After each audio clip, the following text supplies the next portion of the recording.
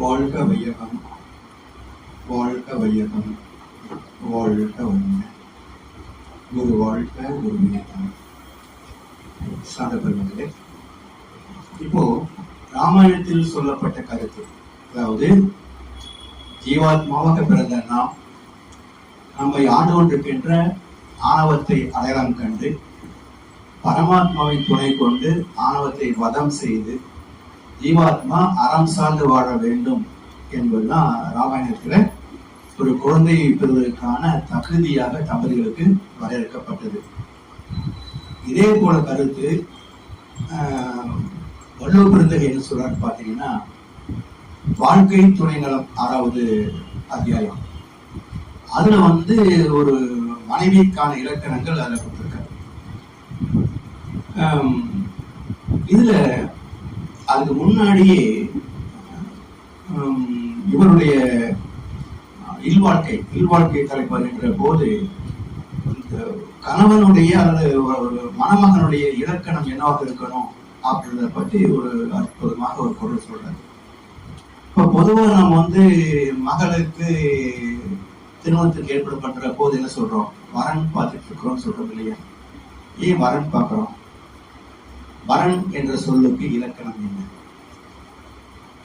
ஆண் பிள்ளைகள் இருந்தால் வரன் தானா? அது மட்டுமே இலக்கணமா? இல்லை வள்ளுவர் சொல்லக்கூடிய இலக்கணம் என்னன்னு நம்ம தெரிஞ்சுட்டோம் சொன்னாக்க இன்றைக்கு ஒரு பையனும் அதுக்கு தகுதியோடு நல்ல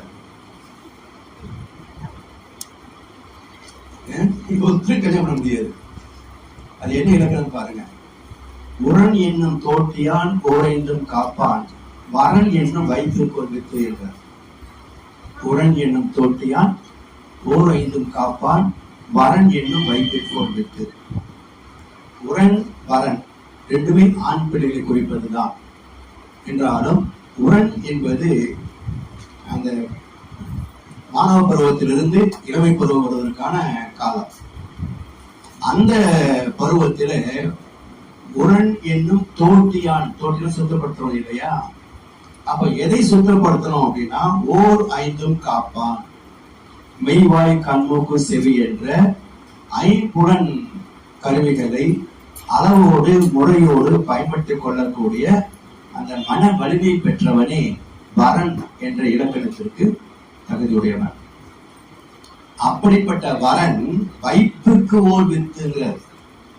அடுத்த தலைமுறைக்கு இவன் ஒரு அற்புதமான அடித்தளமாக அஸ்திவாரமாக இருப்பார் அப்படிங்கிறார். ஏன்னா இப்போ நெல்லுக்கும் விதை நெல்லுக்கும் என்ன பேதங்க? நெல்லு சாதமாகும், மிச்சமான ஊசி போய் வீணா போகும், அவ்வளவுதான், பசியை தீர்க்கும் அடிப்படையில். ஆனா ஒரு விதை நெல் வயலில் தன்னைத்தான் அழித்துக் கொண்டாலும் அதை போன்ற 480 நெல் மணிகளை தரும்.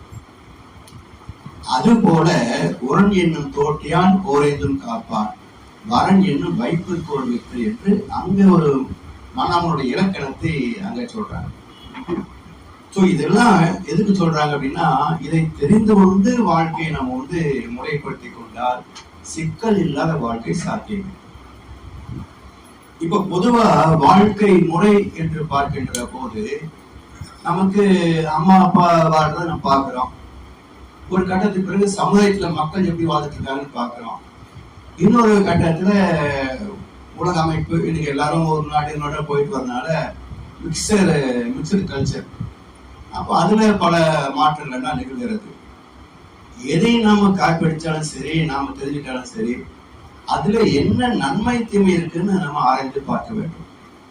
அப்படி ஆராய்ந்து பார்த்தால்தான் நம்ம குறைகளை நீக்க முடியும், நிறைகளை ஸ்திரப்படுத்திக் கொள்ள முடியும்.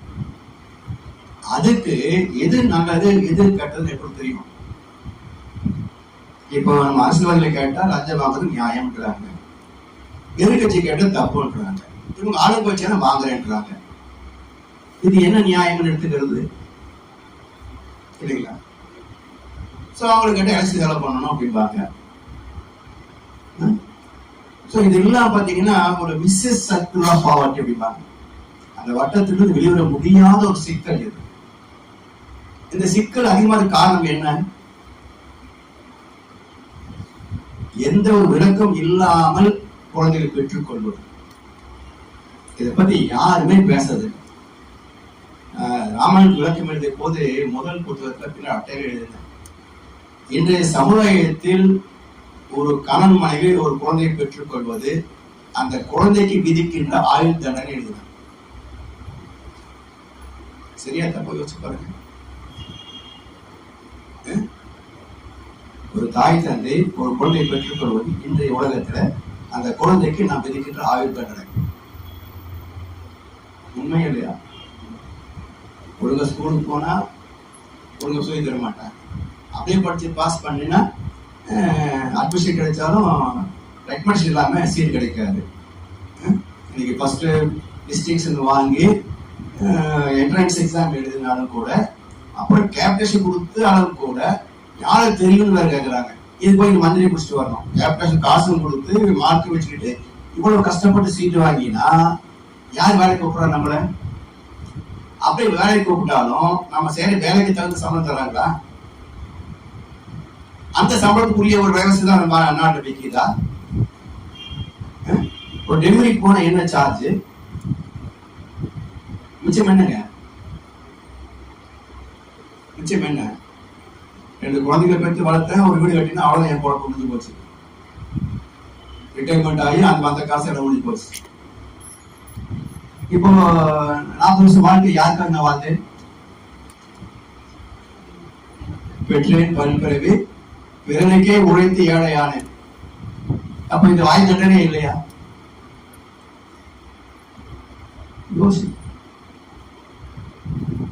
அதனால்தான் ராமாயணம் சொல்லக்கூடிய கருத்து எல்லா மக்கள் கொண்டு போய் சேர்த்து மக்களை முதல்ல அறிவுள்ளவர்களாக மாற்றணும். அறிவற்ற சமுதாயம் அதிகமானால் அறிவுள்ள மக்களுக்கு அது சுமையாகும். திருடு எடுத்துங்களேன், பணக்காரன் போய் திருடுவானா? உழைவு போக முடியாது. கீழ்த்தட்டு மக்கள் திருட முடியுமா? சத்தப்பட 10 ரூபாயும் திருடிடுவாங்க, அடிச்சிருவானுங்க. திருடனுக்கு கூட இலக்கு யாருங்க? நடுத்தர குடும்பம் தான். நம்ம தான் திருட முடியும், வேற எப்படி திருட முடியாது. அப்ப இத்தனை பேருக்கு கொடுத்து மிச்சமாகணும்னு சொன்னா அந்த வாழ்க்கை எப்படி யோசிச்சு பாருங்க. அப்போ வாழ வேண்டிய வாழ்க்கை முறைக்கும் வாழ்கின்ற வாழ்க்கை முறைக்கும் உள்ள பேதங்களே அத்தனை சிக்கல்களுக்கும் காரணம். சரிங்களா? அப்ப வாழ வேண்டிய வாழ்க்கை முறை என்ன? வாழ்கின்ற வாழ்க்கை முறை தெரியும், ஆனா வாழ வேண்டிய வாழ்க்கை முறை என்ன? இவ்வளவு அவஸ்தைப்படுறத நாம் பறந்துருக்கிறோம். சரிங்களா? என்ன எவ்வளவு சிக்கல் பாருங்க. இப்போ கிளைமேட் வெயில் காலம் வந்தா இப்போ பரவாயில்ல, கரண்ட் கட் இல்லாம இருக்கிறது புண்ணியம். எலெக்ஷனுக்கு அப்புறம் தெரியும் அந்த விதியும். அது வரைக்கும் எல்லாம் நல்லா தான் இருக்கும். அதுக்கப்புறம் தண்ணி குடிக்க கிடைக்குமா இல்லை கரண்ட் இருக்குமா என்னன்னு தெரியாது. அடுத்தது என்ன சொல்றாங்க, இப்ப 3ஆம் உலக போர் உணவுக்காக இருக்கலாம்ன்றாங்க. பெங்களூர்ல டே 0ன்றாங்க. டே 0ன்னா தண்ணி இல்லாமல் சாகின்ற கடைசி நாள். அர்த்தம் தெரியுங்களா? டே 0 குடிக்க தண்ணி இல்லாமல் சாகிறதுனால அர்த்தம். அடுத்த இலக்கு கோயம்புத்தூர் விட்டுறாங்க. இதோட கொடுமை யுத்தத்தை செத்து போடுறது இல்லையா? தண்ணிக்கு தவிச்சு சாகிறத விட, சாப்பாடு இல்லாம பசியில நொந்து சாகிறத விட ஏதோ குண்டு விழுந்துதான் செத்து போனமான்றது நிம்மதியான சாவு. அதனால நான் 3ஆம் உலக போய் வரவேற்றுக் கொண்டிருக்கிறேன். தண்ணீர் பஞ்சமும் சாப்பாடு பஞ்சம் இல்லாத வரைக்கும் இது வரப்போகுது அப்படின்னு சொன்னா இதோட பெட்டர் 3ஆம் உலகத்தையும் வரட்டும். அது நிம்மதியான சாவு. காரணம் யாரு? காரணம் யாரு? அதாவது உணவை எடுத்துக்கொள்ளுங்களேன், நம்ம எவ்வளவு சாப்பிடலாம் ஒரு நாளைக்கு?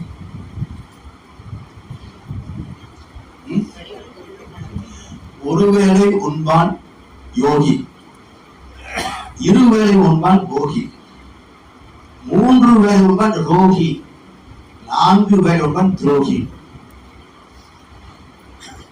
அப்போ ஆன்மீகத்தை மேற்கொண்டவர்களுக்கு ஒரு நாளைக்கு 1 வேளை உணவு போதும். சாமிஜி எல்லாம் ஒரு நாளைக்கு 1 வேளை, அது இவ்வளவுதான். நம்ம கையில் எவ்வளவு சாதம் நிற்கும் அவ்வளவுதான் சாப்பிடுவோம். காய்கறிகள். 2 வேளை உண்பான் போகி, நம்ம தொழில் செய்யறோம், குடும்பம் நடத்துறோம், நமக்கு 1 வேளை சாப்பிட்டா பார்த்தோமா ஆகாது. 2 வேளை உண்பான் போகி. இந்த 2 வேளைக்கு பதிலா 3 பேர் உண்டாலே நோய் தானா வரும். ரோகி 4 பேர் உட்கார் துரோகி. ஏன்னா 2 பேர் சாப்பாடு ஒன்று சாப்பிடலாம். இப்போ இந்த இலக்கணத்தை பின்பற்றினால் உலகத்துல எங்க பசிக்கு சாவாங்களா? அப்போ நாம் அதிகமா உணர்ந்துக்கிற போதெல்லாம் இன்னொரு உணவை நாம் திருடுகிறோம். அதே போல உணவை வீண் செய்வது. அமெரிக்காவில் எனக்கு ரொம்ப பிடிக்காத ஒரு காரியம் என்னன்னா, ஜஸ்ட் லைக் தட் குக்கர் போடுவாங்க சாப்பாடு. தயக்கமே கிடையாது. எத்தனை பேர் ஒரு நாளைக்கு நம்ம சாப்பாடு கிடைக்க வச்சுக்க என்னமா ஆசைப்படுறோம். ஒரு நாளைக்கு பட்டியலை போட்டு பாருங்க எப்படி ஆகிறான்னு சொல்லி. அவ்வளவு கடுமையான பசியை திருப்பக்கூடிய உணவை நம்ம வீண் செய்யலாமா? அது ஒரு கணக்கு. அதே போல உழைப்பு எடுத்துக்கொள்ளுங்களேன்.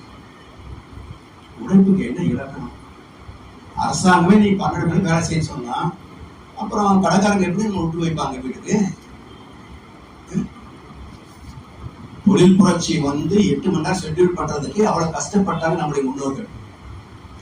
அப்படி கிடைத்த ஒரு ஒழுங்குமுறையை இன்னைக்கு அரசியல்வாதி அவருடைய சூழலுக்கு காரணமாக நீ 12 மணி நேரம் வேலை செய்ய அப்படின்னா அப்புறம் இவருக்கு எதுக்கு குடும்பம்? ஒரு முறை நம்ம மாட்டாங்கன்னா பயிற்சி எடுத்து நடத்துங்க அப்படின்னு ஒரு நிறுவனத்துக்கு அனுப்புனாங்க. போனேன் 7:30 மணிக்கு கிளாஸ், யாரையும் காணும். அப்புறம் ஒரு நாள் 8 ஆயிடுச்சு. 8 மணிக்கு கடை திறக்கணும். உங்களுக்கு 7 பேர் சொன்னா இப்படி வரீங்களே அப்படின்னா அவங்க சொல்றாங்க, நேற்றுக்கு வீட்டுக்கு போகிற மணி 12 சார். ஏன் அவ்வளோ நேரம்? தினம் 10 மணி நேரம் ஆடும் கடை மூடுறது. அதுக்கப்புறம் ரெடி பண்ணிட்டு எல்லாத்தையும் உள்ள வச்சு முடிக்க போகிறது 12 ஆகும். அப்போ அகத்தான் முதலாளிகள் எடுக்கணும். அகத்தேவை முதலாளிகள் எடுக்கணும். அவங்களுக்கு தெரிய மாட்டது ஒத்துவாங்களா? முதலாளிக்கு அகத்தை எடுக்கணும்னா ஒத்துவாங்களா? அப்போ என்ன? எனவே வாழ்க்கையுடைய நோக்கம் என்றது அவன் புரியல.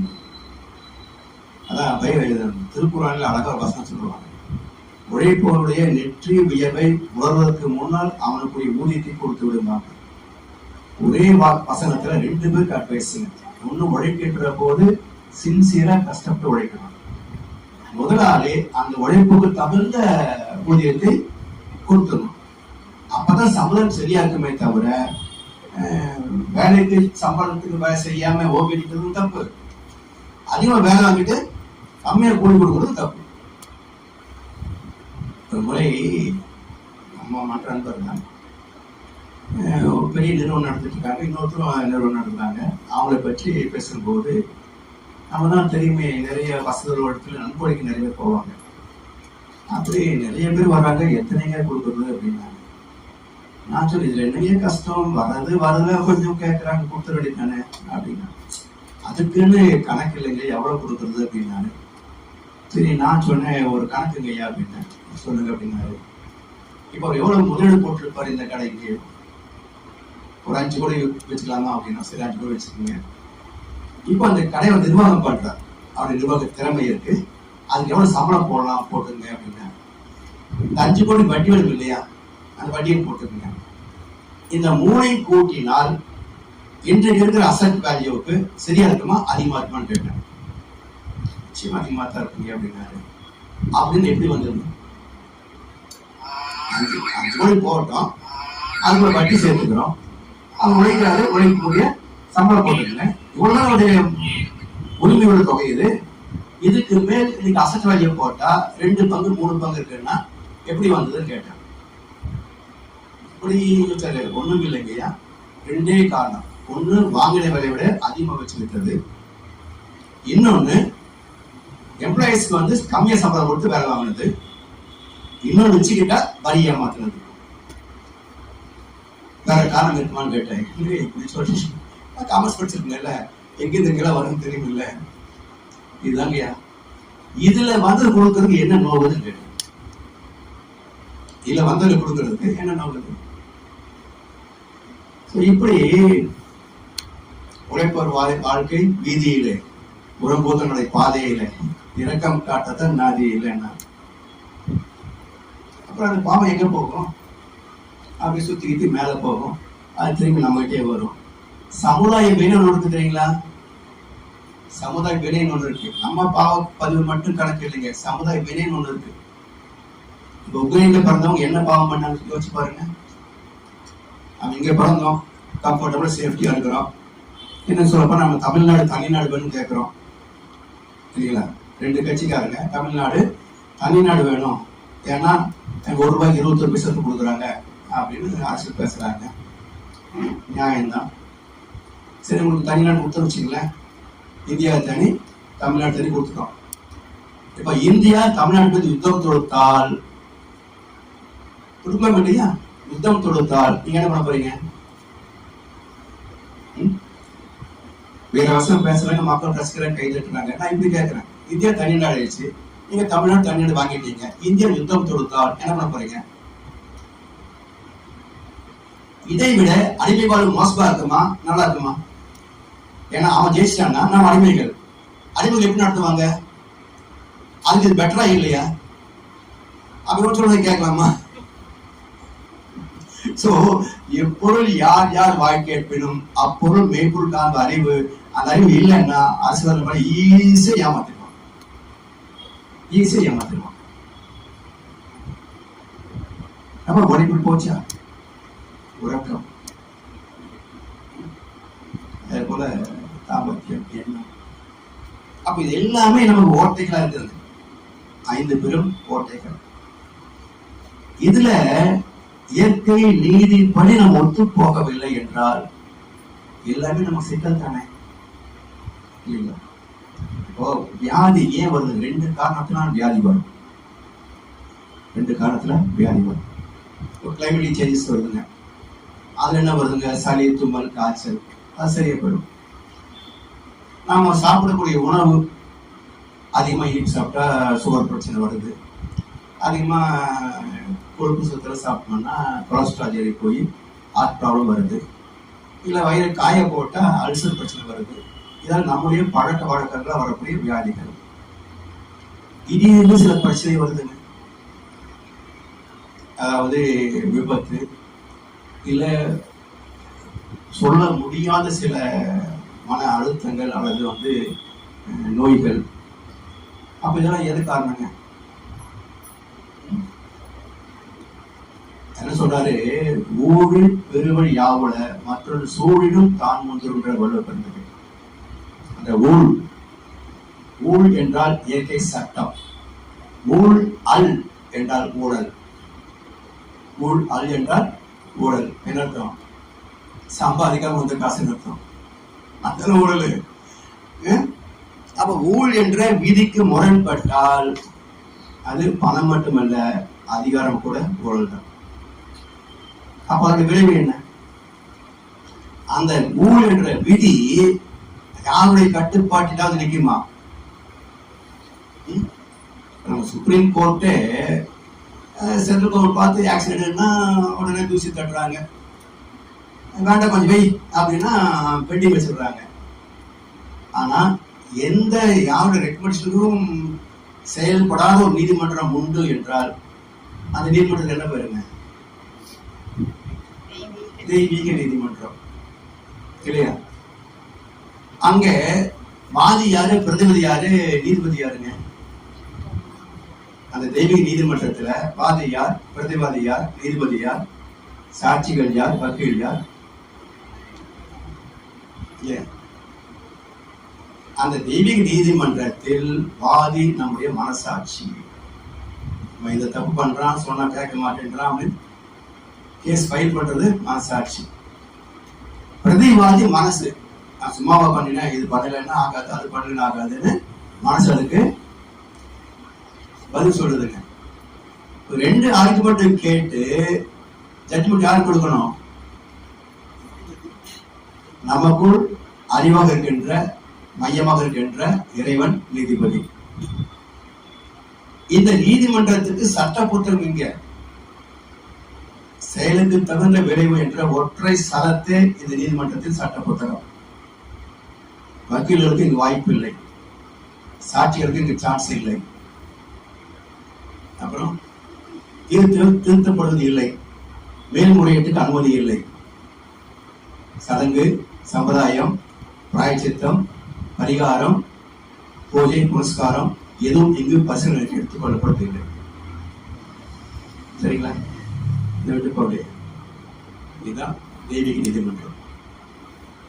இதுதான் நமக்கு நன்மை தீமைகளை கொடுக்கும்.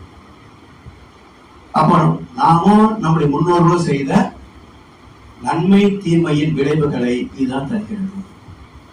இத வள்ளுவர் எவ்வளவு அழகா சொல்றாரு பாருங்க. தந்தை மகன் காற்றும் நன்றி அவையத்து முன்னிருப்ப செயல். சரிங்களா?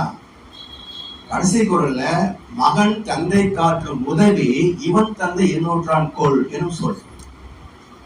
இந்த ரெண்டையும் கவனிச்சு பாருங்க. தந்தை மகன் காற்றும் நன்றி, அது எப்படி நன்றி ஆகும்? தந்தை மகன் காற்றுறது கடமையா, இல்ல சமுதாய பொறுப்பா, இல்ல இயற்கை விதியா, அல்லது நன்றியா? நன்றி என்பது நாம் பெற்றுக்கொண்ட ஒன்றுக்கு திருப்பி செலுத்துவதான நன்றி. இவன் படிச்சுட்டு இருக்கிறான், இவனுக்கு எப்படி நன்றி ஆகும்? இல்லையா? சரி, இப்ப படிச்சு முடிச்சு இவன் நமக்கு உதவி செய்கின்ற போது மகன் தந்தை காற்றும் உதவி இவன் தந்தை என்னோட கோயில் சொல்றான். நான் இவ்வளவு செலவு பண்ணி படிக்க வச்சா இப்ப அவன் எனக்கு ஹெல்ப் பண்றானாமா. ஒத்துப்பீங்களா? நம்ம குழந்தைங்க நமக்கு திருப்பி கொடுக்கறது நன்றியா உதவியா? வலு தப்பு பண்ணுவார? யோசிக்கணும். யோசிச்சீங்கன்னா மிக அற்புதமான இயற்கை ரகசியம் இந்த ரெண்டு குரட்பாடு இருக்கு. இப்போ கர்ம பலனுக்கான விளைவு எப்போ வருதுங்க? 7 தலைமுறைகளே எங்க வேணும் வரலாம், இல்லைங்களா? இப்ப நான் ஒரு தலைமுறை வச்சுக்கோங்க, என்னுடைய குழந்தைகள் அவங்கள்ட்ட இருக்கிற அவன் முதல் ஒரு தலைமுறை வச்சுக்கோங்க. இப்போ எனக்கு முன்னாடி 5 தலைமுறை நிற்கிறாங்க, இல்லைங்களா? என்னுடைய தாய் தந்தை முதல் 5 தலைமுறை நிற்கிறாங்க. 1, 2, 5, 7 ஆச்சுங்களா? இப்போ தந்தை மகன் காட்டும் நன்றி அவையத்து முன்னிருப்ப செயல். இந்த குழந்தையை நல்லா படிக்க வச்சு சமுதாயத்தில் ஒரு நல்ல ஒரு ஸ்டேட்டஸ் கொண்டு வரேன்னு சொன்னாக்க அந்த ஸ்டேட்டஸோட விளைவு என்ன? எனக்கு ஒரு நல்ல பேரு, பிளஸ் அவனுடைய வருமானத்துல, புகழில, சம்பாத்தியத்துல எல்லாம் நமக்கு ஒரு பெனிஃபிட் இருக்கு வச்சுங்க. இப்போ என்னுடைய உழைப்பு எவ்வளவுங்க? நான் படிக்க வச்சு எல்லாம் பண்ணது எவ்வளவுங்க? 7ல் 1 பங்கு. சரியா? அவனா படிச்சா தான் படிக்க முடியும், படிக்காத குழந்தை நம்ம படிக்க முடியுமா? இல்லைங்களா? அப்ப அவனுடைய முயற்சி, உழைப்பு, அவன் மூலமா வந்த கர்ம பலன் இதெல்லாம் சேர்ந்து அவன் மூலமா நன்மை வருது. அவனுக்கு ஒரு பாயிண்ட் எடுத்துங்க. இப்போ எழுதுக்கு 1 பாயிண்ட், அவனுக்கு 1/7, மிச்சம் 5/7 யாரு பொறுப்புங்க? எனக்கு முன்னோர்கள் பொறுப்பு. சரிங்களா? சரி, இப்போ இந்த 5 என்கிட்ட வரலையே, அங்கதான் வர வேண்டிய மெச்சூரிட்டி டேட் அங்கதான் வருது. அப்போ என்னுடைய சந்தை மூலமாக அப்பதான் மெச்சூரிட்டி டேட் வருது. அப்போ அந்த நன்மைகள் மேன்மை கிடைக்குது, அதுல நான் அனுபவிக்கிறேன். அப்படின்னா இங்கிருந்து தான் எனக்கு வர வேண்டியது. அப்ப அவனுக்கு நம்ம நன்றி செலுத்தணுமா இல்லையா? அதுக்கு 7ல் 1 எனக்கு உரிமை, ஆனால் வந்தது 7, உரிமை 1, மிச்சம் 6. அந்த 6 வந்ததுக்கு இந்த 1 காரணம். அப்ப 5க்கு நான் நன்றி செலுத்த வேண்டாமா? அதான் தந்தை மகன் காற்றும் நன்றி. சரி, இப்ப மகன் தந்தை காற்றும் உதவின்னா உதவி இப்ப எடுத்தீங்கன்னா ஒரு வேலை குழந்தை கொடுக்கலன்னு சொன்னா வந்துருவீங்களா? வந்து போவீங்களா? எத்தனை குடும்பங்கள்ல குழந்தைய காப்பாத்தலன்னு சொன்னா என்ன சொல்றாங்க? பெற்று வளர்த்து கஷ்டப்பட்டு ஆளாக்கி நாசமா போனா ஒன்னும் கவனிக்க மாட்டேன்றான்னு சொல்றாங்க. சொல்லலாம் அப்படி? நான் கேட்டு தாய் தந்தை படைத்தாரா, இல்ல என் பிள்ளை என்னை கேட்டு பிறந்தானா? எதிர்பார்க்க கூடாது.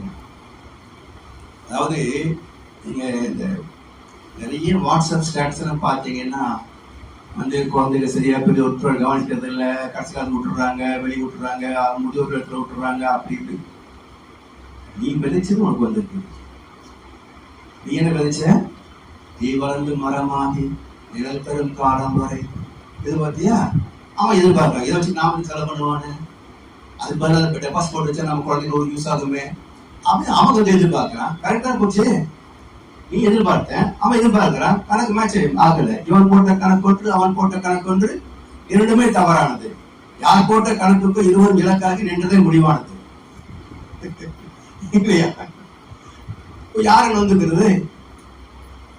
அப்ப எப்படி வளர்ப்பது என்றால், திருமணம் ஆனால் குழந்தை பேரு இயற்கை, அதை வளர்க்க வேண்டிய கடமைதான் என்னுடைய தவிர அவங்களுக்கு எதையும் நான் எதிர்பார்க்க கூடாது அப்படின்ற ஒரு கடமை உணர்ச்சியோடு வளர்த்தால் அந்த குழந்தைகள் நம் தாய் தந்தையை கவனிப்பது நம்முடைய கடமை அப்படின்னு அவங்க கடமையை ரெஸ்பெக்ட் பண்ணுவாங்க.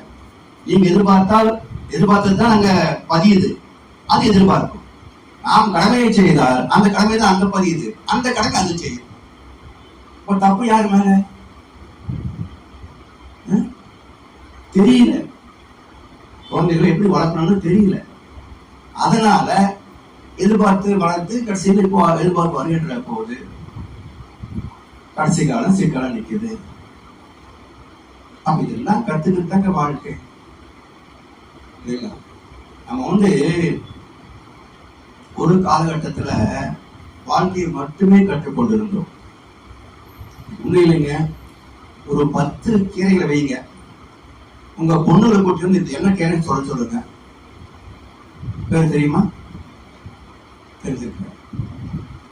ஆனா இதுதான் நமக்கு சத்தான ஐட்டம்ஸ். இது என்ன சத்துன்னு தெரிஞ்சாதான் சமைக்கிறதுக்கு முடியும். எதுவுமே தெரியாத போது நமக்கு A ஸ்கொயர் B ஸ்கொயர் எல்லாம் தெரியும், ஜாபா தெரியும், எல்லாம் தெரியும். ஆனா சமைக்க தேவைப்படுது. இது நமக்கு வாழ்க்கையா, அது வாழ்க்கையா? அப்ப என்னாச்சுங்க, தேவையற்ற விஷயங்களை நாம் கற்றுக்கொள்ள போய் தேவை உள்ள விஷயங்களை கற்றுக்கொள்வது நமக்கு வாய்ப்பு இல்லை. அப்போ கற்றுக்கொள்ளாத போது வாழ்க்கை எப்படி இருக்கும்? அப்ப இதுதான் வாழ்க்கை, இதுதான் பயணம் தெரியலன்னு சொன்னாக்கா எத்தனை டைவர்ஸ் கேஸ், ப்ராப்ளங்கள் எத்தனை இல்லைங்களா? அப்ப ஏன் இதெல்லாம் ஒவ்வொரு நாளும் பிரச்சனை பெருகிக் கொண்டே போகிறது அப்படின்னாக்க வாழ்க்கையை பற்றிய தெளிவு நமக்கு யாரும் சொல்லிக் கொடுப்பதில்லை. அப்ப நமக்குள்ளே நம்ம பிரச்சனை இருக்கு. ஒரு காலத்திலேயாவது நம்ம பல விஷயங்களை வந்து ஈகோ பார்க்காம பரிமாறிக்கொள்வோம். இப்ப எல்லாரும் நம்ம ஒரு விஷயம் அடுத்தது போற தெரியறதே கேவலம் நினைக்கிறோம். அப்ப என்னாச்சுங்க, இது எல்லாம் தான் ஸ்ட்ரெஸ்ஸா மாறுதுங்க. நம்ம மனசுல இருந்து வெளியே போட்டோம்னா அது வெளியே போடும் அழுத்தம் இருக்காது. உள்ளே அடைக்கடி வச்சுக்கிட்டு வெடிக்கத்தானே செய்யும். அப்ப கௌரவம் மரியாதை பார்த்து எல்லாத்தையும் உள்ளே போட்டு அமைப்பு வச்சுக்கின்னா ஒரு நாள் பஸ்ட் ஆகுது. அப்போ அதுக்கு என்ன விலை வரும்? ஸோ இன்னைக்கு பாருங்க, ஹாஸ்பிட்டல் போனீங்கன்னா சைக்காட்டிக் டாக்டர் நிறைய பேர் உட்காந்துருக்கிறோம். மற்ற டாக்டர் 50 பேஷண்ட் பார்த்தா சைக்கிள் டாக்டர் 300 பேஷண்ட் பார்க்கறது ஒரு நாளைக்கு. இன்னும் ஃபியூச்சர்ல பார்க்க போனா இவங்களுக்கு தான் மவுஸ் ஜாஸ்தி இருக்கிறாங்க.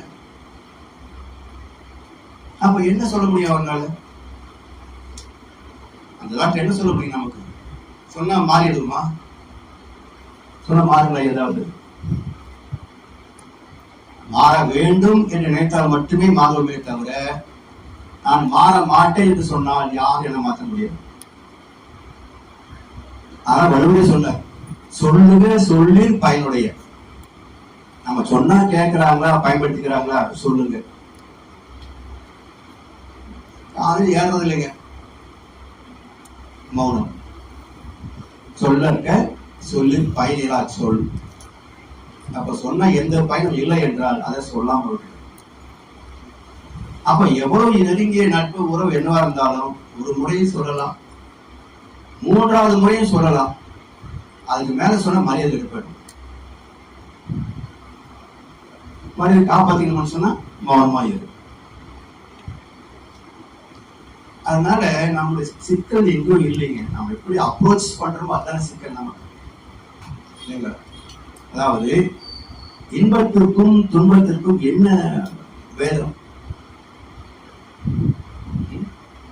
இன்பத்திற்கும் துன்பத்திற்கு என்ன பேர்? இப்போ ஒருத்தர் வந்து ஒரு மைசூர் பாக் சாப்பிட்ட உடனே வயிறு வலிக்குதுன்றாரு, அது துன்பமா போகுது. அடுத்தவர் 4 சாப்பிடுறாரு, இன்பமா இருக்குது. ஒரு 25 வயசுல மைசூர் போண்டா சாப்பிடுறாரு, ஒரு 40 வயசுல சாப்பிட முடியல. இப்ப எது துன்பம் நமக்கு? போண்டாவா மைசூர் பாவா? எது துன்பம்? உடம்பு ஜீரணிக்க முடிஞ்சதுன்னா சுகம் தான், ஜீரணிக்க முடியலையா துக்கம் தான். அப்ப என்ன பண்றதுங்க? சாப்பிடலாமா வேண்டாமா?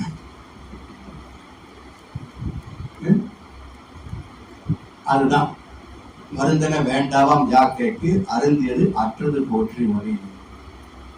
சிம்பிளா சொல்லிட்டார். எதுக்கு இத்தனை ஆஸ்பத்திரி, இத்தனை வைத்தியம்? மருந்தன வேண்டாவாம், மருந்தே வேண்டுதல் உடம்புக்கு. இன்னைக்கு மெடிக்கல் ஃபீல்டே பாத்தீங்கன்னா பயமுறுத்தி சம்பாதிக்கிறத மெடிக்கல் ஃபீல்டு. வேஸ்ட் வந்து பயமுறுத்துவது, அரசியல் அதுவும் பயமுறுத்துறது தான். நான் இல்லைன்னா வந்து இந்தியை திணிச்சிருவாங்க, அதை பண்ணிடுவாங்க, இதை பண்ணிடுவாங்க, சைனா குடிச்சிட்டு போயிடுவான், நான் தான் உன்னை காப்பாற்றுறேன். அம்மாவை பயத்தை கிரியேட் பண்ணான். உலகம் இப்பவே பயமுறுத்துறாங்க. சாப்பாட்டு இருக்காரு, சாப்பாட்டுக்கு இல்லை, சாப்பாட்டுக்கு இல்லை, தண்ணி இருக்காது, தண்ணி கிடைக்காது, இப்ப பயமுறுத்துறாங்க. அப்போ சம்பாதிக்கணும்னு சொன்னா முதல்ல பயத்தை உருவாக்கு அல்லது ஆசையை உருவாக்கு. 2 தான், ஆசை பயம். 2 விட்டுட்ட வச்சுங்களேன், எதை கண்டும் ஆசைப்படாமலும் எதற்காகவும் அச்சப்படாமல் இருக்கிறானோ அவனே யோகி மகான் ஞானி. இதை சொல்ற. இதைத்தான் பழைய திரைப்படத்துல ஒரு அருமையான ஜோக் இருக்குங்க. என்.எஸ். கிருஷ்ணன், டி. மதுரம் அந்த தம்பதிகள் ஜோக்கு. அவர் வெளியிருந்து வருவாரு. அப்ப இந்த அம்மா வந்து என்னங்க ஒரு சந்தேகம் அப்படிம்பாங்க. என்ன அப்படிம்பாங்க, இந்த சந்தோஷத்திலே தோஷம் இருக்கு அது எப்படின்னு கேட்பாங்க. சந்தோஷத்திலே தோஷம் இருக்கு அது எப்படின்னா, சரிவா நமக்கு தெரியவா உனக்கு விளக்கம் சொல்றேன்வா, எங்க போறீங்க வா சொல்றேன்வா அப்படின்னு கூட்டிட்டு போய் கொல்லப்புறத்துல கிணறு இருக்கு பாருங்க, அந்த சுத்தி ஒரு செவ்வறு இருக்கும், அது மாதிரி ஏறி நில்லுங்க. எதுக்கு நில்லு சொல்றேன் அப்படிம்பாரு. அந்த ஏறி நிற்பாங்க. இப்போ நீயா குதிச்சுட்டேன்னு வையி, எனக்கு சந்தோஷம். நானா தள்ளி விட்டு வச்சுக்கோ, எனக்கு தோஷம் இல்லை. கீதையோட ஸ்லோகங்க இது.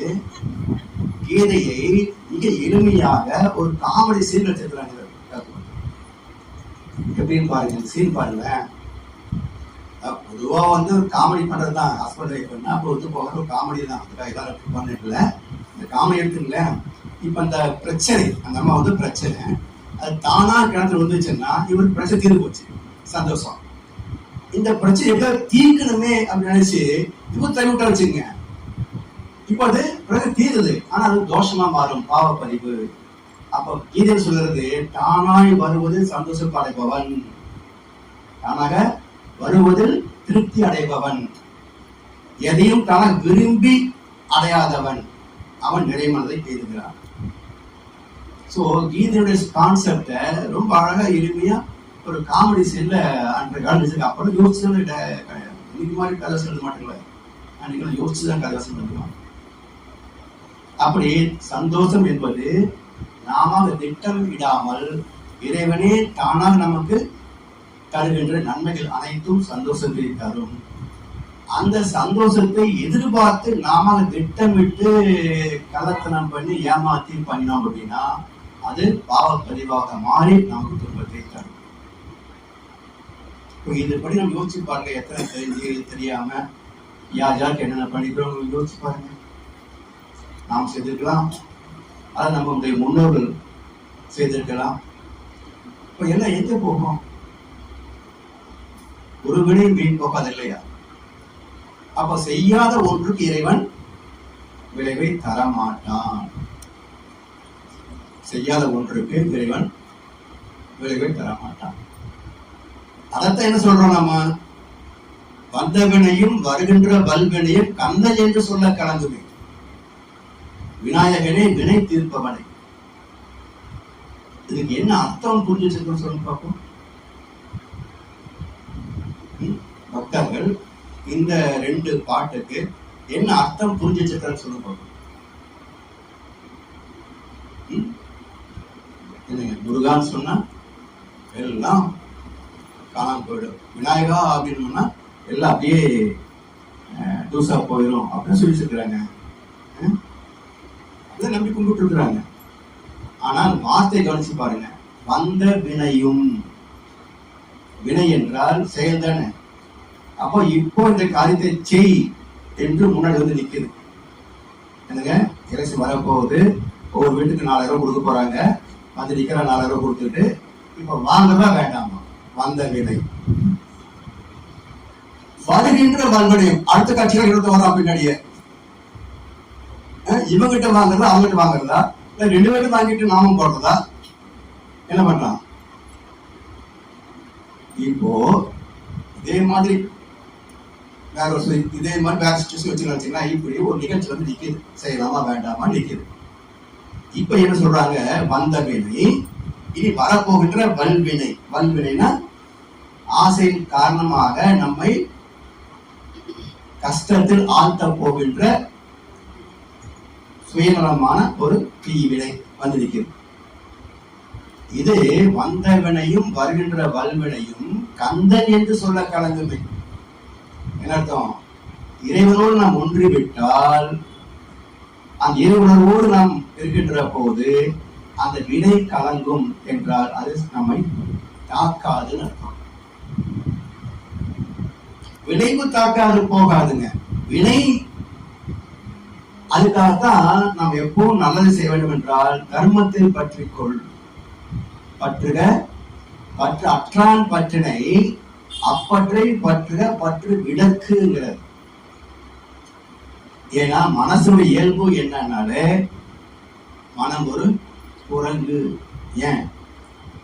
குரங்கு கிழக்கு கிளை தாவும், மனசு ஆசைக்கு ஆசை தாவும் இல்லையா? அதனால் குரங்கு மன மனிதர்கள் வாழ்கின்ற பூமி கிஷ்கிந்தை. இந்த உலகமே கிஷ்கிந்தை தான் இல்லையா? உலகமே இது ஒரு பகுதி மட்டும் கிஷ்கிந்தை கிடையாதுங்க. குரங்கு மன மனிதர்கள் வாழ்கின்ற பூமியே கிஷ்கிந்தை தான். அப்ப இந்த குரங்கு மனசு தொங்கா பொருள் இருக்குமா? தொங்கிதான் இருக்கும். அப்போ எதை பற்றி தொங்குவது? ஆசையை பற்றி தொங்காத இறைவனை பற்றி கொண்டு தொங்கு.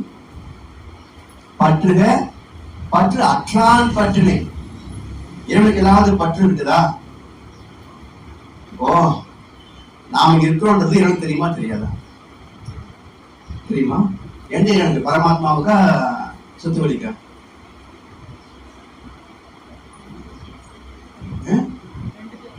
ரெண்டுக்கு தெரியாது. காலையில சொன்ன சுத்தருக்கு ஒண்ணும் தெரியாதுங்க. பரமாத்மாவுக்கு நம்ம இருக்கிறது தெரியும், ஆனா சுத்தருக்கு தெரியுமா? தெரியாது.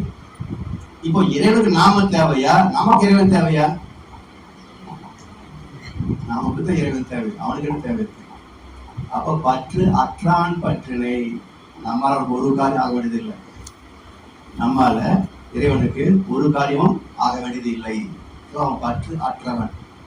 அந்த பற்று அற்ற இறைவை பற்றி கொண்டால் பற்றுக பற்று அற்றான் பற்றினை. எதுக்காக? அப்பற்றை பற்றுக பற்று விடற்கு. இப்ப நம்ம குரங்குமா தொங்கிட்டு இருக்கிறோமே, இதெல்லாம் பிடிச்சி தொங்காம இருக்கிறதுக்கு இறைவனை பற்றிக்கொள். ஆனா நாம் என்ன பண்ணிருக்கிறோம்? பற்றி கொள்ள வேண்டிய பரம்பொருளை பற்ற தவறியதால் பற்றி கொண்ட பொருள் புகழ் செல்வாக்கு புலனின்பம் அனைத்தும் பற்றாக்குறையாகவே இருக்கின்றன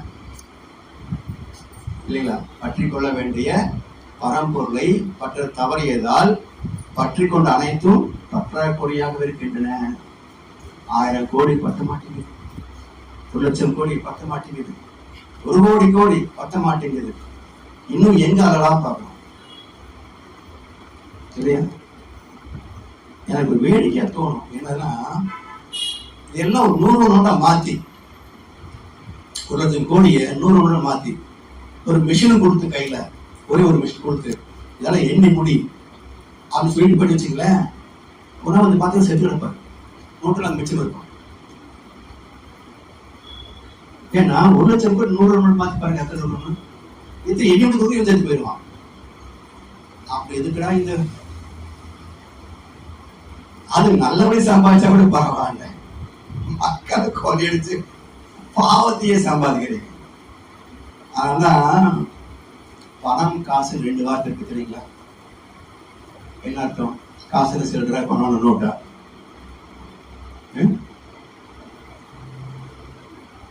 கம்பராமாயணத்துல முதல் பாட்டு, ஓசை பெற்று உயர் பார்க்கடல் உற்றோடு பூசை முற்றவு நக்கு உட்பென ஆசை பற்றி அதையருற்றே மற்ற இக்காசுகில் கொற்றத்து ராமன் கதையரோ அப்படின்னு ராமாயணம் தொடங்குது. காசுகில் கொற்றத்து ராமன் கதையரோ, அதாவது குற்றம் இல்லாத ராம காவியத்தை நான் எழுத தொடங்குகிறேன் அப்படின்னு கம்பர் சொல்லி அடுத்து எழுதுறார். அப்ப காசு இல் கொற்றம் என்றால் குற்றம் இல்லாத தூய்மையான அரசாட்சி, தூய்மையான மனிதர். இதே கணசர் பாட்ட சொல்றாரு, காசு என்ற சொல்லின் பொருள் குற்றம் என்பது. காசு வந்தால் ஓடிவிடும் சுற்றம் என்பது. நாணயம் என்றால் அது பேர் நேர்மை என்பது. நல்லவர்க்கு காசு பணம் தேவையற்றது. அப்ப காசு என்றால் பாவம் செஞ்சு சம்பாதிக்கிறது. பாவ காசு, அது தண்டனை வரும். எப்படி எஸ்கேப் பார்க்க முடியாது. எல்லா நீதிபதி மிரட்டினாலும் பயப்படினாலும் இறைவன் தண்டித்தே தீருவான். சட்டம் விட்டுலாம், இறைவிட மாட்டான். பணம் என்றால் அது நேர்வழி சம்பாதிப்பது. நம்முடைய திறமை, வசதி, வாய்ப்பு, தொழில், இதெல்லாம் தர்மத்திற்கு முரண்படாத தொழில். அப்படிதான் சம்பாதிக்கும். அதனால்தான் யாருடைய மனமும் உடலும் துன்பப்படுத்தினால் அது பாவமாக மாறும். அதுதான் தர்மம் அதர்மம் பேசி செல்வதற்கு தேவை. சாமிஜி அறம் என்ற சொல் எப்போ எங்கே பிறந்தது அப்படின்ற ஒரு ஆராய்ச்சியில் என்ன சொல்றாங்க, பிற உயிர் படுகின்ற சுக துக்க உணர்வுகளை கூர்ந்து அறிவால் ஆராய்ந்து அந்த துன்பத்தை நீக்குவதற்கு அறிவு எழுச்சி பெற்ற முதல் நாள் உலகில் அறம் தோன்றியது. பிற உயிர் படுகின்ற சுக துக்க உணர்வுகளை கூர்ந்து அறிவால் ஆராய்ந்து அந்த துன்பத்தை நீக்குவதற்கு அறிவு எழுச்சி பெற்ற முதல் நாள் உலகில் அறம் தோன்றியது. அதை வளர்த்தவர்கள் பெயரால் மதங்கள் தோன்றின அப்படின்னு. அப்போ அறத்தின் முதல் கோட்பாடு என்ன என்றால், ஏதோ ஒரு காரணத்தினால ஒரு ஜீவன் துன்பப்படுகிறது என்றால் அந்த துன்பத்தை நீக்குவதற்கு நம்முடைய கருணை, அதுதான் அறத்தின் முதல் கோட்பாடு. அப்ப பொறுப்பதுதான் ஈகைதான் முதல் கோட்பாடு. அறத்தின் முதல் இலக்கணம் ஈகை. அப்ப ஈகை வருகின்ற போது, கொடுக்கிறது அப்படின்ற போது இதெல்லாம் கொடுக்க முடியும், இதெல்லாம் ஒரு மனிதனுக்கு உதவி செய்ய முடியும். உணவு இல்லை, வசதி இல்லை, அப்ப பொருள் தந்து உதவுகிறோம். ஒரு மனிதனுக்கு உடல்நலம் சரியில்லை, எழுந்து மருத்துவமனைக்கு போக முடியாது, அப்ப அழைத்து கொண்டு போகிறோம். அப்போ உழைப்பால் செய்கின்ற உதவி ஈகை. இப்ப நாம செய்வதெல்லாம் அனுபவத்தை கொண்டு கருத்துக்களை பரிமாறுகின்றோம். அப்ப இதை வைத்துக் கொண்டு இதன் சிக்கல் நம்ம எப்படி தீர்த்துக்கலாம் அப்படின்னு தெரிஞ்சுக்கிறோம். அப்போ இது அறிவின் அனுபவத்தால் செய்யக்கூடிய உதவி. அப்ப ஈகை என்பது பொருளால், உடல் உழைப்பால், அறிவின் அனுபவத்தால் 3 வகையிலே ஒரு ஜீவனுடைய துன்பத்தை நீக்கலாம். இதன் மறுபக்கம் என்ன? நான் காரணம் இல்லை, என்னவோ கஷ்டப்பட்டாங்க, நான் வந்து உதவி செய்தேன், இது ஈகை. இதன் மறுபக்கம் என்ன? என்னால யாரும் கஷ்டப்படக்கூடாது, என்னால யாரும் கஷ்டப்படக்கூடாது. அப்ப அது ஒழுக்கமாக மாறுகிறது.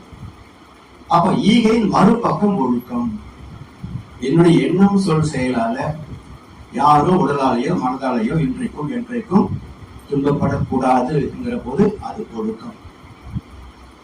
இந்த இரண்டையும் செயல்படுத்துவது கடமை.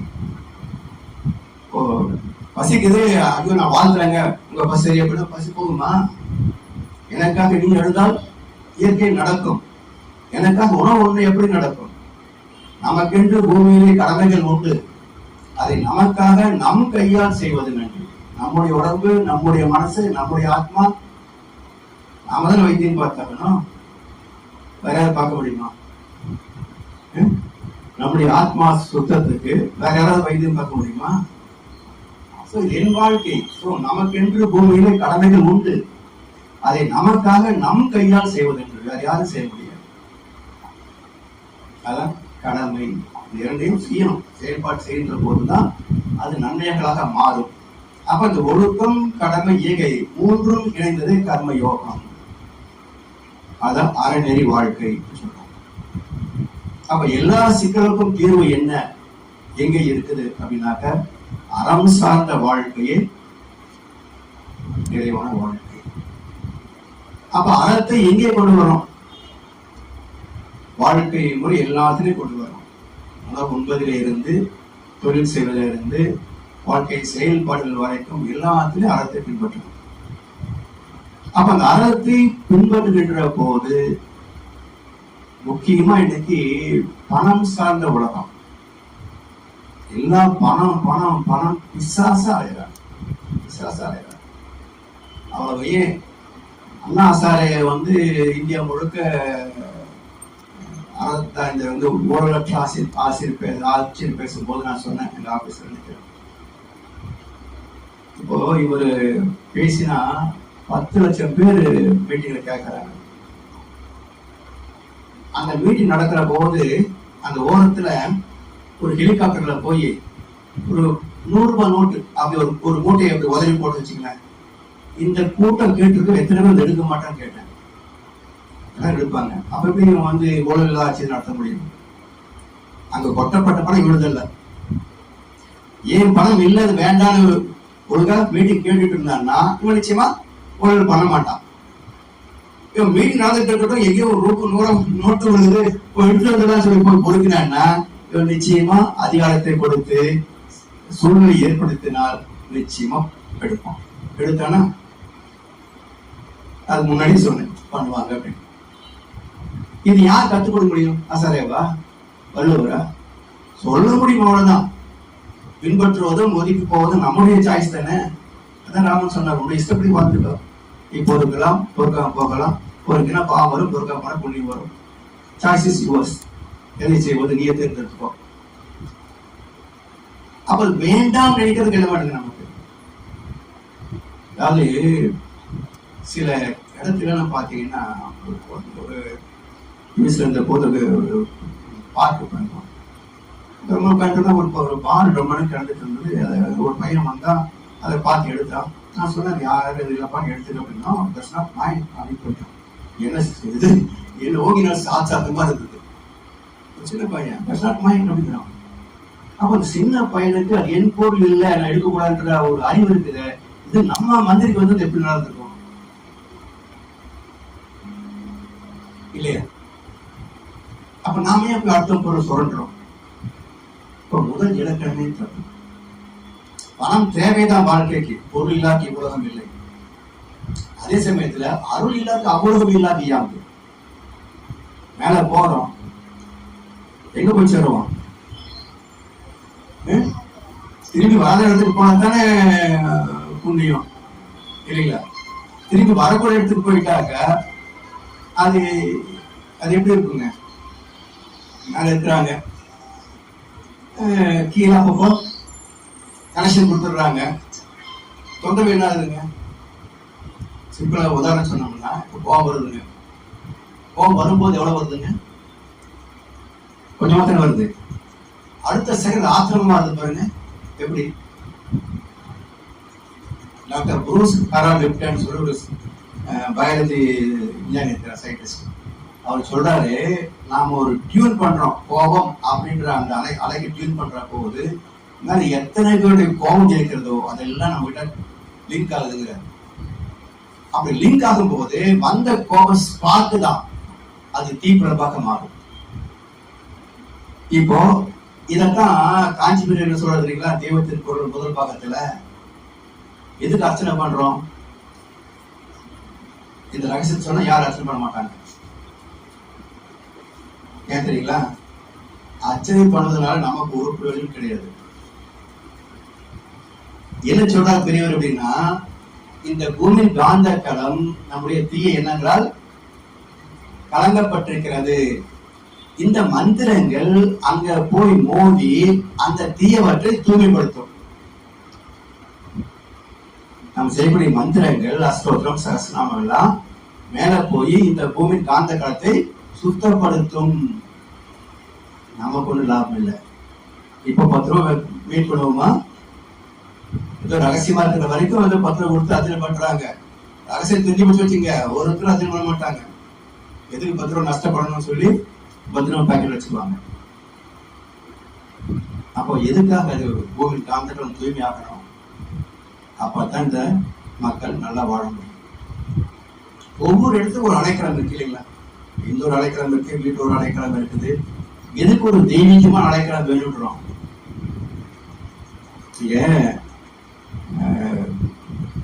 தண்ணி காசு கொடுத்து வாங்குறோம் சரிங்களா? நார்த் இந்தியாவில் சுத்திட்டு இருந்த போது சில இடங்களை போனா காசு கேட்டு வாங்குவான், சில இடங்களை கொடுத்த வாங்கிப்பான். ஒரு காசு கொடுத்ததுக்கு பாதிக்கோ பைசா தேத்த அப்படின்னா தண்ணிக்கு காசு கொடுப்பியா ஓகேண்ணா சுக்குரியன் ஓடி வந்து வச்சுக்கேன். அப்போ இதுக்கு காசு வாங்குறதா நம்ம தோணுச்சு பாருங்க. ஒருத்தர் கொடுத்த வாங்கிக்கிறான், இன்னொருத்தர் கேட்டு வாங்குறான், இன்னொருத்தர் 10 டிமாண்ட் பண்றான், ஒருத்தர் வேண்டான்றான். அப்போ அது வேணுமா வேண்டாம்? அதான் பட்டியல என்ன சொல்றாருங்க, மன்னனுக்கு நிகரான சொத்துக்கள் இருந்த போது அவரு தத்து பிள்ளைய வந்து கப்பல் எடுத்து போய் நிறைய சம்பாதிச்சுவா அப்படின்னு துரத்தி விடுறாரு. அவன் போய் வைடூரியம் மாணிக்க மேல மூட்டை கட்டி கொண்டு இறக்கிட்டு அங்க அம்மா கிட்ட போய் இந்த ஸ்பெஷலா கிஃப்ட் அப்பாவுக்கு கொடுத்துரு அப்படின்னு சொல்லிட்டு போயிட்டான். அப்புறம் இவர் வந்து எங்க வந்தவன் எங்க காணன்னு வந்தாக்க ஒண்ணும் தெரியல, வெறும் போயிட்டோம் சொல்லிட்டோம் போயிட்டான் அப்படின்னு பெட்டியை கொடுத்தா திறந்து பார்த்தா உள்ள ஒரு காது உடைஞ்சு போன ஊசியும் ஒரு ஓலையும் இருக்குது. அந்த ஓலை எடுத்து பார்த்தாக்க காதற்ற ஊசி வாரதுக்கான தலைவழிக்கு ஒற்றை வரி தந்த ஞானம். ஒற்றை வரி தந்த ஞானம் என்னங்க? ஊசி கூட நாம் சாப்பிடும்போது வரக்கூடாது, வராதா? அப்படி இவ்வளவு இந்த கோடி நம்ம கூட வரப்போகுது, கூட போக தெரிஞ்ச மாதிரி உங்களுக்கு முன்னாடி யாரையும் செத்து போயிட்டாங்க. ஏன் அசதியான சாகலையே என்ன செத்து போயிட்டாங்க இல்ல? இப்ப யாரும் எடுத்துட்டு போனாங்களா? விட்டுத்துல போனாங்க. அப்ப நாமளும் செத்த விட்டுதான் போகணும் இல்லைங்களா? இப்படி யோசிக்க தோணுது. ஒரு வேலை பூவை எடுத்துட்டு போயிட்டு வரும்போது கொண்டு ரூபாய் வசதி இருந்துன்னு வச்சுக்கங்களேன், இனி எப்படி இருக்கும்? விட்டுட்டு போகும்போது இந்த கொடுக்குறான். ஒருவேளை கொண்டு போயிட்டு கொண்டு வர மாதிரி வசதி இருந்திருந்தான்னா என்ன ஆயிருக்கு இந்த பூமி? வேடிக்கையில வேடிக்கைதான் பாக்குறேன். பைத்தியக்காரன் ஏதோ சினிமால எல்லாத்தையும் சொல்லுவாங்க, இவன் இந்த பைத்தியக்காரன், அந்த பைத்தியக்காரன், இந்த பைத்தியம் சொல்லுவாங்க. இது மாதிரி இவன் ஒரு வகை சைக்கோத்தை நான் பாக்குறேன். இத்தனை சம்பாதிச்சும் தண்ணியில பயந்த போது ஒரு பைசா தரலையே, இவங்களுக்கு என்ன சொல்றதுங்க? சைக்கோ தானே. வேடிக்கைதான் பார்க்கணும். எனவே இதெல்லாம் யோசிச்சு பார்க்கிற போது எது நமக்கு கூட வருதுங்க? அப்போ இதை ஆரம்பிச்சு போய் மடத்துல போய் கோவணம் கட்டிட்டு தீச்சி வாங்குறாரு. பிறகு பிச்சை எடுத்துக்கிட்டு சன்னியாச வாழ்க்கை வாழ்ந்துட்டு இருக்கிற போது ஒரு பாடல் சொல்றாருங்க, என்ன? பிச்சை எடுக்க திருவோடு உண்டு, படுத்துறதுக்கு திண்ணை உண்டு, அது புறாம எடுத்துருங்க. உச்சரிக்க பஞ்சாட்சரம் உண்டு, நம சிவாயா. இன்னும் என்ன பாக்கியம் வேணுங்கிறாரு. 2 மனசு தாங்க. அந்த மனசு என்ன சொல்லுச்சுங்க? மன்னனுக்கு நிகரான செல்வம் இருந்தும் போதவில்லை என்று சொன்ன மனசு இப்போ பிச்சை எடுத்து சாப்பிட்டுக்கிட்டு உரமிட்டு திண்ணில படுத்துக்கிட்டு என்ன சொல்றாருங்க? இன்னும் பாக்கியம் வேணும், இன்னும் என்ன வேணும், இப்ப பெற்ற பின்னர் அப்படிங்கிறாரு. இப்ப மனசே தாங்க இங்க வேணும்னு கேட்டது, இங்க கொடுத்தா வாங்கி வச்சு அங்க வேண்டான்னு சொல்றது எல்லாமே மனசுடைய பல்வேறு விளையாட்டுகள். இதை பக்குவப்படுத்தி விட்டால் வாழ்க்கையில எங்க சிக்கல் இருக்குங்க? சிக்கல கிடையாது. எனவே அதை திருத்திக் கொள்ளக்கூடிய வாய்ப்பு. சைவ சித்தாந்தத்துல சிவபெருமானை பற்றி பேசுகின்ற போது அறக்கருணை மரக்கருணை 2 வார்த்தை சொல்லுவாங்க. சிவனுடைய அறக்கருணை, சிவனுடைய மரக்கருணை 2 வார்த்தை சொல்லுவாங்க. என்ன அறக்கருணை மரக்கருணை அப்படின்ற போது, இப்போ ஒரு குழந்தை பிரசவம் ஆகுது, அந்த தாய் வந்து குழந்தைக்கு தாய்ப்பால் கொடுக்குறாங்க. அப்போ இது இந்த குழந்தையை வளர்ப்பதற்காக தாய் செய்கின்ற ஒரு கருணை செயல் இல்லைங்களா? இதே அந்த குழந்தைக்கு ஏதோ ஒரு உபாதை வந்துருச்சு, அப்ப மருந்து கொடுத்தாகணும். அந்த மருந்து கொடுத்தா குழந்தை குடிக்குமா? தாய்ப்பால் மாதிரி சுவையா இருக்காது, அந்த மருந்து விரும்பி அருந்தாது. அதுக்கு விட்டுருவாங்களாமா? முடிச்சு மூக்க பிடிச்சி காலை பிடிச்சி கையை பிடிச்சி உள்ள அமைக்கிறாங்க இல்ல. இப்ப நாம பாத்துருக்கீங்க, அம்மா இந்த குழந்தைய பாடுபடுத்துற அப்படின்னு அது இவ்வளவு கஷ்டப்படுது அப்படின்னா யாரு குணமாகணும் இல்ல சொல்றாங்க இல்லையா? அதே மாதிரி நமக்கு தேவையான அனைத்து வளங்களையும் தருவது இறைவனின் அறக்கருணை. நாம செஞ்ச பாவங்களை சுத்தப்படுத்தி நம்ம ஆத்ம தூய்மைப்படுத்தக்கூடிய அதே இறைவனின் செயல் மரக்கருணை. அதனால ருத்ரமூர்த்தின்னு பேர் இறைவனுக்கு. ருத்ரமூர்த்தி என்றால் துன்பம் தந்து ஆத்மாவை சுத்தப்படுத்துபவன். அவன்தான் சிவபெருமான். ருத்ரமூர்த்தி, ருத்ர சிவம், ருத்ர தாண்டவம். ருத்ர தாண்டவம் அப்படின்னாக்க தாண்டு அவம் தாண்டவம். அவம் சொன்ன ஆண் அவம் ஆணவம். அப்ப அவம் என்பது துன்பத்தை கொடுக்கக்கூடிய எண்ணம், சொல், செயல் அவம். தாண்டவம் என்றால் இதை தாண்டுவது, துன்பத்தை கொடுக்கக்கூடிய எண்ணங்களை தாண்டுவது தாண்டவம். அப்படி தாண்டினால் என்னாகும்? ருத்ரமூர்த்தி நமக்கு ஆதிசிவத்தை காட்டி அருள்வார். அப்போ ஆதிசிவம் வேற ருத்ரசிவம் வேற புரியுது இல்லையா? ரெண்டும் வேற வேற. எப்படி சுத்த வெளி என்று ஆதிசிவம் அது எழுச்சி பெற்று இறை துகள் ஆகின்ற போது அது சக்தி வடிவம், சிவசக்தி.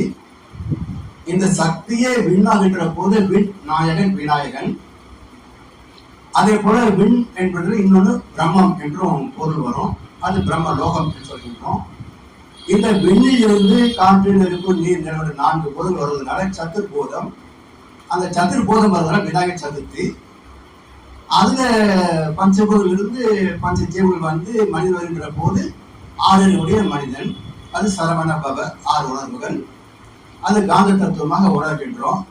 இது எல்லாவற்றும் ஒரு பீரியட் வரைக்கும் எல்லாத்தையும் மெயின்டைன் பண்ணுறீங்க, காப்பாற்றுறது இல்லையா? அப்படி காக்கின்ற கடவுள் விஷ்ணு. இப்ப பிரம்மா விஷ்ணு, அடுத்து ருத்ரசிவம். அப்போ ஆதிசிவம், பிரம்மா, விஷ்ணு, ருத்ரசிவம். இது தோற்றுவிப்பது, அதுவே இங்க இயங்குகிறது, அதுவே அனைத்து பாதுகாக்கிறது, அதுவே அனைத்து முடித்து வைக்கிறது. எல்லாம் சிவமே. முதலில் தோன்றிய இறை தத்துவம் சைவ சித்தாந்தம் தான். வைணவம், சாக்தம் எல்லாம் பின்னாடி தான். இறைவனை தேடிய முதல் ஞானிகள் இதுக்கு பேர் வைக்கல. அதுக்கு என்ன பேர் வச்சாங்க? சனாதன தர்மம்னு பேர் வச்சாங்க. சனாதன தர்மம்னா என்ன அர்த்தம்? சண்டை போடணும்னு அர்த்தம். இவனுக்கு அர்த்தம் தெரியாது, அவனுக்கு அர்த்தம் தெரியாது. கேள்வி கேட்டா ஞானியா? சனாதன தர்மம் கேள்வி கேட்ட ஞானியா? சன ஆதன தர்மம் மூணாவது. சன ஆதன தர்மம். தர்மம் என்பது தெய்வ நீதி. சன ஜனங்கள் மக்கள், ஆதனம் என்றால் எல்லோரும் ஒன்றே. இந்த உண்மை உணர்ந்தவர்கள் ஆதீனம். ஆதனம் தான் ஆதீனம். அப்போ சன ஆதன தர்மம், எல்லோரும் ஒன்றே என்பதை உணர்ந்து தெய்வ நீதியை பின்பற்றி வாழ்கின்ற வாழ்க்கை முறைக்கு பெயர் சனாதன தர்மம். அதுக்கு ஹீனோதீசம் சொல்லுவாங்க ஆங்கிலத்தில். ஹீனோதீசம் அப்படின்னா worshiping one God without denying the existence of others gods. நான் எதை வணங்குகிறேன், நீ எதை வணங்குகிறாய், வணங்கிக்கோ, எனக்கு அஜெப்ஷன் கிடையாது. அப்போ எதை யார் வணங்கினாலும் ஏற்றுக்கொள்ளக்கூடிய சகிப்புத்தன்மை யாருக்கு இருக்குங்க? சனாதன தர்மத்தில் உண்டு. இன்னொருத்தரை மதத்தை பொறுத்து கொள்ள முடியவில்லை என்றால் அவன் சனாதனவாதியாகும். அதான் அவருடைய பேசிக். அப்போ இதை சொன்னது சைவ சித்தாந்தம். சைவ சித்தாந்தம் கூட பின்னாடி வைக்கப்பட்ட வார்த்தையை தவிர அப்போதைக்கு சைவம் பேரும் கிடையாது, சித்தாந்தம் பேரும் கிடையாது, ஒன்றும் கிடையாது. ஏன்னா இருந்தது ஒன்றை கண்டாங்க, அந்த ஒன்றுக்கு என்ன பேர் வைக்கிறதுங்க? சோ பல வருகின்ற போதுதான் இதுக்கு என்ன பேரு, இதுக்கு என்ன பேருன்னு ஐடென்டிபிகேஷன் வைக்கிறதை தவிர. அதுதான் பைபிள் வருங்க வசனம் உண்டு. இயேசுடைய மேலாடை ஒற்றை அங்கியாக இருந்தது. அதிலே அவரவர்கள் அவர் பெயரை குறித்துக் கொண்டார்கள் அப்படின்னு ஒரு வசனம் இருக்கும். என்ன அர்த்தம்? இந்த பிரபஞ்சமே ஒரே ஆற்றல். அதில் தோற்று ஒவ்வொன்றுக்கும் ஒரு பெயரை வைத்தார்கள். தானே? அப்ப இதை புரிந்து கொண்டு விட்டால் கிறிஸ்தவத்திலையும் தர்மம் தான் பேசப்படுகிறது, இஸ்லாத்திலையும் தர்மம் தான் பேசப்படுகிறது. எந்த மதமாக இருந்தாலும் இறை உணர்வு அறநெறி ரெண்டை தவிர வேறு பேசவில்லை. அப்புறம் என்ன பேசாங்க? யார் இருந்தா என்ன, போன என்ன? இந்த உண்மையை புரிந்து கொள்ளணும். அதற்குரிய தாற்பயம் எங்க இருக்கிற சொன்னா தமிழ் மொழியில் தான் இருக்கிறது. ஏன்னா சைவர்களும் வைணவர்களும் தான் தமிழை வளர்த்தவர்கள், மற்றவங்கள தமிழால் வளர்ந்தவர்கள் இல்லையா? வளர்க்க வேற, வளர்ந்த வேற. தமிழ் வளர்த்தது இவங்க கிடையாது, தமிழ் வாழ்ந்தவர்கள் இவங்க. தமிழை வளர்த்தவர்கள் சைவ பெரியார்களும் வைணவ பெரியார்களும். அவங்க தான் நாராயணத்துவி பிரபந்தம் எழுதினாங்க, சிவபுரம் எழுதினாங்க, திருவாசகம் எழுதி வச்சாங்க. சித்தர் எத்தனை கவிதை சித்தர்கள் எல்லாம் தமிழ் தான் இருக்கு. அவங்க சொல்லாத ஒன்றை வேற யாரும் சொல்லிட்டாங்களா? அப்ப அந்த சித்தரும் ஞானிகளும் தான் நமக்கு வழிகாட்டிகள். அந்த மரபில சாமிஜி நமக்கு சித்தருடைய கவிதைகளுக்கும் விளக்கம் சொல்றாங்க, இதிகாச நூல்களுக்கும் விளக்கம் சொல்லக்கூடிய வகையில நமக்கு ஒரு ஃபார்முலா கொடுத்துருக்குறாங்க. மற்ற மத நூல்களை கொடுத்துள்ளதுக்கு இந்த ஃபார்முலாவே போதுமானது. ஸோ வேதத்திலையும் அப்படின்ற ஒரு ஃபார்முலா வச்சுக்கிட்டு நீங்க எந்த மத நூலை படித்தாலும் அது இருக்கக்கூடிய குறைகளையும் பார்க்க முடிகிறது, நிறைகளையும் பார்க்க முடிகிறது. அப்ப அந்த நிறையை நாம் புரிந்து கொள்கிற போது அது நம்ம வாழ்க்கைக்கு பயணம்.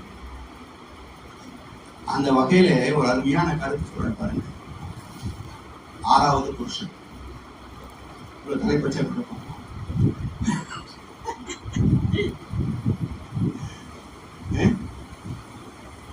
இது எங்க வந்து தெரியுங்களா? பைபிள் இருக்கு, மகாபாரதம் இருக்கு. எங்க கேள்விப்பட்டிருக்க மாட்டேங்குது. பைபிள் எழுதுமாறு சொன்ன பைபிள்ல புதிய ஏற்பாடு, இயேசுடைய புதிய ஏற்பாட்டுல ஒரு நாள் இயேசு சமாரியா நாட்டுக்கு போறாரு. இப்போ கலெக்டர் ஒரு கிணத்தடியில போய் பாடுறாரு. கொஞ்ச நேரத்தில் ஒரு பொண்ணு வர்றாங்க, அம்மா தண்ணி எடுக்க வர்றாங்க. அப்போ இவர் எனக்கு தாகத்துக்கு தண்ணி கொடுமான்னு கேட்கிறேன். அந்த மாதிரி சொல்றாங்க, நீ யூதனாக்கிய நீ சமாரியா பெண்கிட்ட தண்ணி கேட்கலாமா? மத பேர் வேற, சமாரியா வேற, யூதர்கள் வேற, நீ கேட்கலாமா அப்படின்ற. அப்போ இயேசு சொல்றாரு, நீ தண்ணி கேட்கறது யாரும் உனக்கு தெரியல, நான் எதை குறிப்பிட உனக்கு தெரியல. அது தெரிஞ்சிருந்தா நீயே எனக்கு தண்ணி கொடுன்னு கேட்டிருப்ப. நான் கொடுக்கக்கூடிய நீர் எப்பவுமே தாகம் ஏற்படாதபடி நித்திய ஜீவ ஜலமாக நீராக இருக்கும், ஜீவ நீராக இருக்கும் அப்படின்னு சொல்றேன். உடனே அந்த அம்மா சொல்றாங்க, அந்த ஜீவ நீரை எனக்கு கொடுங்க, நான் தினம் தண்ணி எடுத்து போய் குடிக்க வேண்டாமே அப்படின்னா. அப்போ ஏசுவார், நீ போய் உங்களுடைய புருஷனை கூட்டிட்டு வா அப்படின்னா. அந்த மாதிரி எனக்கு புருஷன் இல்லை அப்படின்னாங்க. சரியா சொன்னா, உங்களுக்கு ஏன்னா 5 புருஷன் இருந்தாங்க, இப்ப இருக்க புருஷனும் உனக்கு பிரயோஜனம் இல்லை, ஆனால் நீ புருஷன் இல்லைன்னு சொன்னது கரெக்ட் தான் அப்படின்பாரு. நம்ம குடத்துல நான் சும்மா மத்தியிருப்பாங்க இல்லையா, புருஷன் இல்லைன்றாங்க. இந்த சொல்ற உனக்கு ஏன்னா 5 புருஷன் இருந்தாங்க, இப்ப இருக்க புருஷன் யூஸ்லெஸ். அப்ப இருந்தும் யூஸ் ஆகலன்னு சொன்னா யூஸ்லெஸ் தானே. அப்ப இல்ல சொல்லி ரொம்ப கரெக்டா சொன்னா குடத்துல பொத்திருந்தானே கரெக்டா போயிருந்துடும். அந்த மாதிரி சொல்றாங்க. இப்போ அதுக்கு அந்த மாதிரி சொல்றாங்கன்னா, இயேசுனுக்கு வருவார் அப்படின்னு நான் கேள்விப்பட்டிருக்கிறேன். அதே மாதிரி இது முன்னோர் சொன்னதும் கேள்விப்பட்டிருக்கேன் போது அந்த இயேசு நான் தான் அப்படிம்பாரு. உடனே இந்த ஊர்ல போய் எல்லாத்தையும் கூட்டிட்டு வாங்க இயேசுலாம் வந்திருக்கிறாங்க அப்படின்னு சொல்லி இதேச்சலாத்தை கூட்டிட்டு வருவாங்க. இந்த கருத்தை இப்ப என்ன அர்த்தம் சொல்றாங்க யோசிச்சுப்பாங்க. பைபிள் விளக்கம் சொல்றது யாருன்னு யோசிச்சு பார்த்தாங்கன்னு தெரியாது, அது யாரும் பேசுறது நான் கேள்விப்பட்டது கிடையாது. இப்போ இந்த சிச்சுவேஷன்ல இந்த பேசுற வசனங்கள்ல என்ன அர்த்தம் இருக்குன்னு சொல்லணும். அந்த அம்மா புருஷனை இல்லைன்றாங்க, இவர் ஏற்கனவே 5 பேர் இருந்தாங்க, இப்ப இருக்கிற 6வது பிரயோஜனம் இல்லைன்றாரு. அந்த அம்மா போய் எல்லாத்தையும் கூட்டிட்டு வந்து நான் தீட்சை வாங்க வரேன்றாங்க. இப்போ என்ன நிகழ்ச்சி இங்க சொல்லப்படுகிறது அதை பார்த்தீங்கன்னா, விலங்கில் இருந்து விக்கெட்டு வந்த மனிதன் 5 அறிவுறுத்த நம்ம பிறந்தோம். மனிதன் வந்த பிறகு 6வது அறிவு நமக்கு இருக்குது, ஆனா யாருமே பயன்படுத்தவே இல்லை. ஏற்கனவே சொன்ன 6 அறிவு 1 அறிவு அவுட்டு இருக்கும், 5 அறிவு கிடைக்குமா அது ஒரு டவுட் சொன்ன மாதிரி இப்போ 5 இருந்தா என்ன 6 இருந்தா என்ன, அறிவுக்கு பிரயோஜனம் இல்லையே. அறிவுன்னா order of function in everything every motion at all times is consciousness. அப்போ இயக்க ஒழுங்கு தான் அறிவு. அப்ப நம்முடைய வாழ்க்கையில ஒரு ஒழுக்கம் இல்லைன்னா அறிவு இல்லைன்னு அர்த்தம். அப்ப அந்த மாதிரி சொல்றாங்க, நான் அறிவை பயன் கொள்ளவில்லை, எனக்கு கோஷம் இல்லை அப்படின்றாங்க. இவர் என்ன சொல்றாரு, எனக்கு 5 இருந்தது, 6வது அறிவு நீ பயன்படுத்திக் கொள்ளல, அதனால என் அறிவை பயன் கொள்ளவில்லை என்பது உண்மை. அந்த அறிவை பயன் கொள்ள வேண்டும் என்றால் இயேசு பிரான் இடத்தில் நீ ஞானஸ்தானம் பெற வேண்டும். அதுக்குதான் அந்த சொல்றேன். சரி, இதே தத்துவத்தை மகாபாரதத்தை எங்க கொண்டு வர பாருங்க. வனவாசம் போறாங்க. அந்த ஒரு நாள் பாண்டவர்களும் திரௌபதியும் வந்துட்டு இருக்கிற போது ஒரு முனிவருடைய ஆசிரமம் வருது. அந்த இடத்துல ஒரு நெல்லி மரத்துல அற்புதமான ஒரு நெல்லி கனி படுத்து. அது பார்க்க உடனே ரொம்ப ஆச்சரியமா இருக்கு அப்படின்னா திரௌபதி கேட்பாங்க, எனக்கு அது நெல்லி கனி வேணும் அப்படின்னு. உடனே அர்ஜுனன் அவங்க எடுத்து அடிப்பான், கனி திரௌபதி கையில கொண்டுரும். சத்தம் கேட்டு சீடர்கள் வர்றாங்க. வந்தவங்க, ஐயா என்ன வேலை பண்ணினீங்க, இது இந்த நெல்லிக்கனி 12 வருஷம் ஒருக்காதான் வரும். இங்க ஒரு ரிஷியம் தவம் இருப்பாங்க, 12 வருஷம் ஒருக்காக அவங்க தவத்தை முடிச்சு நீரடி இந்த பழத்தை சாப்பிட்டு மறு தவத்தில் உட்காந்துருவாரு. இப்போ நீரட போயிருந்தாலும் பாப்பாரு, இல்லைன்னா பழம் இல்லைன்னா அவர் பேசாம பட்டியலே இருந்துருவாரு. பெரிய அபத்தமாச்சுன்னு சொல்லி அவங்க சீடர்கள் பேச, இப்போ என்ன பண்றது, மறுபடியும் இந்த பழத்தை எப்படி மேல ஓட்டுறது, கீழே பழத்தை ஏற்றுக்க மாட்டாருறாங்க. அப்போ கிருஷ்ண பரமாத்மாவை கூப்பிடுறாங்க. கிருஷ்ணன் வர்றாரு. அந்த இந்த மாதிரி சிச்சுவேஷனை சொல்லி இது எப்படி நம்ம எஸ்கேப் ஆகுது, மறுபடியும் படம் இலையில ஒட்டணுமே அப்படின்றாங்க. அப்போ கிருஷ்ணன் சொல்லுவாரு, அப்போ ஒண்ணுமில்ல, ஒரு வழி இருக்கே, பண்ணிடலாம். நீங்க 6 பேரும் அவங்க மனசுல 6 மனசு என்ன இருக்குதோ அந்த ஆசையை சொல்லுங்க, தானே மேல போய் ஒட்டி போடுறோம். இப்போ தர்மன் வர்றாரு. முதல் அவர் தானே எல்லாத்துக்கும் பெரியவர். தர்மன் வர்றாரு. உலகத்தில் சத்தியம் தான் ஜெயிக்கும், அதோடைய உறுதியான நம்பிக்கை. கீழே வச்ச பழம் ஒரு மேல போகும்.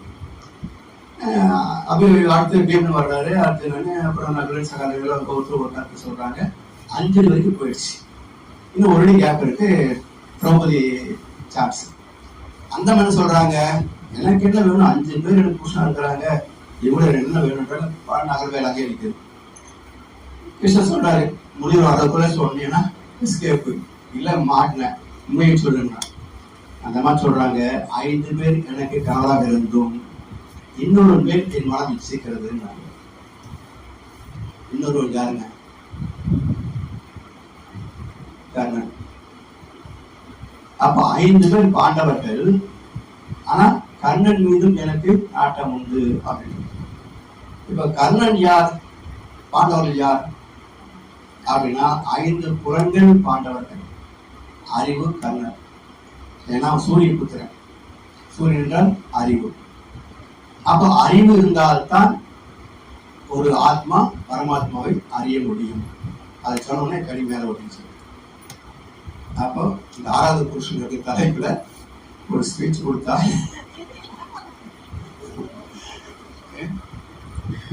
இதெல்லாம் புரிஞ்சுக்கணும். ஏன்னா இதிகாசங்கள் நமக்கு இன்றைக்கும் என்றைக்கும் மக்களுக்கு வழிகாட்டக்கூடிய அற்புதமான கருத்துக்களை, ஏன்னா மகர்ஷியை தவிர எத்தனையோ சாமிகள் இருக்கிறாங்க, மதங்கள் இருக்குது, எல்லாரும் எதனோ சொல்றாங்க, போதிக்கிறாங்க. மகரிஷி மாதிரி பிராக்டிக்கலா நம்ம மேன்மைப்படக்கூடிய வகையில பயிற்சி முறைகளோடு இணைந்த தத்துவத்தை பேசுறாங்களா அப்படின்னு பார்த்தா புரியும். மகர்ஷிக்கு முன்னாடி பார்த்தீங்கன்னா வேதங்கள் இதிகாசங்கள் வந்த காலத்துல தான் அதை பேசியிருக்கிறாங்க. அதே போல பைபிள் பேசியிருக்கிறாங்க. இதெல்லாம் நம்ம இணைத்து பார்க்கிற போதுதான் இந்த வாழ்க்கை ஒரே மாதிரி கொடுத்திருக்கிறார். ஏன்னா ஒன்றே இறை உணர்வு இருந்தால்தான் கர்மயோகத்தை பின்பற்ற முடியும். தெய்வத்தை அறியாமல் தெய்வ நீதி புரியாது. தெய்வ நீதி புரியாமல் தர்மத்தை பின்பற்ற முடியவே முடியும். அதான் சொன்னார், அவம் செய்வார் ஆசைப்பட்டு, தவம் செய்யவில்லை என்றால் அவம் செய்தே தீர்வார்கள். வேற சாய்ஸே கிடையாது, திருத்தந்தான் பெருந்தகை. அதனால தவம் செய்தால்தான் தெய்வ நீதி புரியும். தெய்வ நீதி புரிந்தால்தான் ஒழுக்கப்படும் தர்மம் இருக்கு. அது இருந்ததுன்னா எந்த சிக்கலும் கிடையாது. சரிங்களா? அப்ப இது தெரியாமலேயே எல்லாம் நினைக்கிறாங்க, என்ன மாதிரி யோகி யாருமே இல்லை, நல்லவன், எனக்கு நானே நல்லவன், சொல்லிலும் செயலிலும் வல்லவன் அப்படின்றாங்க. நீ நல்லவன் தான், அடுத்தது கேட்டதான் தெரியும் யோகியரே இல்லைன்றது. நீ உனக்காக உருவாக்கும் நியாயம் அநியாயமானாலும் ஆகும். பஞ்சாயத்துல பொது நியாயம் இருக்கப்பா, அதுக்கு ஒத்துப்பானதான் யோகினா இல்லையான்னு முடிவு பண்ண முடியும். ஒத்து போகிறேன்னா, அதாவது திருப்பதி நிறைய பேர் போறாங்க இல்லையா, ரெகுலரா போற ஆளுகள் இருக்காங்க, மாசம் மாசம் போவாங்க, வருஷம் வருஷம் போவாங்க, அதுல வியாபாரிகள் நிறைய போவாங்க. அதுல சில பேர் பெருமையா பேசுவாங்க, என்ன பாலாஜி கடாட்சம் பூர்ணமா பரிபூர்ணமா இருக்குங்க, நிறைய வந்துகிட்டே இருக்குது அப்படின்பாங்க. இந்த இடத்துல கண்ணாசன் அந்த மாதிரி 2 வார்த்தை வைக்கிறார். ஆண்டவன் தந்தது ஓரளவு, இங்கே அவனவன் திருடியது எவ்வளவு. நீ எப்படி வந்தது சொல்லு, நீ பாலாஜி கொடுத்தாரு, நீ திருடுதான் நான் சொல்லிக்கிறேன் இல்லையா? நீ சொல்லு பாலாஜி கொடுத்தாருன்னு, பாலாஜி கொடுத்தாலும் நீ திருடுனதான்றது எப்படி தர முடியும்? பாலாஜி சாட்சி சொல்லுவாரு, வெளியே சொல்லு எப்படி ஏமாத்தி சம்பாதிச்சான்றத அடுத்தவங்க புரிஞ்சுக்குவாங்க. அதனால அறம் சார்ந்த வாழ்க்கை சொத்து சேர விடாதுங்க. அறம் சார்ந்த வாழ்க்கை சொத்து சேர விடாது. ஏன்? அறம் என்பது இயற்கைக்கான முதல் கோட்பாடு. அப்ப பிறர் நலம் நாடுகின்ற போது சொத்து எப்படி சேரும் இல்லையா? அதனால சம்பாதிப்பது தர்மமும் செலவு செய்வது சிக்கனமும் இல்லை என்றால் பாவம் வந்தே தீரும். அப்புறம் பாவத்துக்கு பிரச்சனை வந்தாலும் தீரும். சிக்கலான வாழ்க்கை வேணும் அப்படின்னா யார் கொடுப்பாங்க? திருநா உருவாக்கான சிக்கலை நான் மட்டும் உருவாக்கிக்கிட்டோம். நமக்கு எவ்வளவு சிக்கல் இருக்குன்னு ஆணும் தெரியுமா? சுப்ரீம் கோர்ட் இருக்குது ஆணும் தெரியுமா? தெரியாது. அதனால இதெல்லாம் ஞானிகள் நமக்கு சொல்லியிருக்கிறாங்க. எவ்வளவோ நம்ம படிக்கிறோம், ஆனா வாழ்க்கையை படிப்பதற்கு நம்ம யாரும் அக்கறை சொல்லி தரல. அதனால கண்டதை காட்சி கொண்டதை போலன்னு வாழ்ந்துட்டு இருக்கிறோம். சிக்கல் வரும்போது அட்வொகேட்டை பார்க்கலாமா, இல்ல டாக்டரை பார்க்கலாமா, இல்ல ஜோசியரை பார்க்கலாமா, இல்ல எங்க போன பித்தம் தெரியும்னு போறோம். ஆனாலும் ஒவ்வொரு வைத்தியம் சொல்றாங்க. ஜோசிக்கிட்ட போனா அவர் ஒன்று சொல்றாரு, பூசாரிகிட்ட போனா அவர் ஒன்று சொல்றாரு, வக்கீல்கிட்ட போனா அவரு சத்தம் பேசுறாரு. இப்படி ஒவ்வொருத்தரும் ஒரு வழியில நமக்கு சொல்றாங்க. எந்த பக்கத்துல போனா பிரச்சனை தீர்வுன்னு பார்த்தா அது அங்கேயே தான் இருக்குது. அப்ப யார் தீர்க்க முடியும்? நாம் உருவாக்க சிக்கலை நாம் தான் அவர்களுமே தவிர வேற யார் அமைக்க முடியும்? அப்போ அடுத்தவர்கள் அறிவுரை நமக்கு ஒரு கைடன்ஸே தவிர நம்ம பிரச்சனைக்கு நாம் தான் தெரியும். ஸோ மனவளக்கலையில் இவ்வளவு சப்ஜெக்ட் கொடுத்திருந்தாலும் கூட நம்மளுடைய தனிப்பட்ட பிரச்சனைக்கு அங்க இருக்கா? இல்ல. அப்ப அந்த ஓவரால் சப்ஜெக்ட் புரிஞ்சுக்கிட்டு தினசரி நம்முடைய குடும்பத்தில சமுதாய கடமைகளில நம்ம சிக்கலை எப்படி தீர்க்க முடியும் அப்படின்னு நாம தான் அதுக்கு சொல்யூஷன் கண்டுபிடிக்கணுமே தவிர எல்லாத்தையும் அங்க தேட முடியுமா? ஏன்னா ஒவ்வொருத்தருடைய வாழ்க்கையில 1008 அனுபவம் இருக்கு. எல்லாத்துக்கும் ஜட்ஜ்மெண்ட் கொடுத்துட்டு முடியுமா? முடியவே முடியாது. அப்போ ஃபார்முலா கொடுத்துருவாங்க, இதுதான் ஃபார்முலா, இதை வச்சு அப்ளை பண்ணுங்க, உங்க பிரச்சனைக்கு தீர்வு இங்க இருக்குன்னு கண்டுபிடிச்சிருவாங்க. அதை வந்து அடுத்த மதிய வகுப்புல பார்க்கலாம்.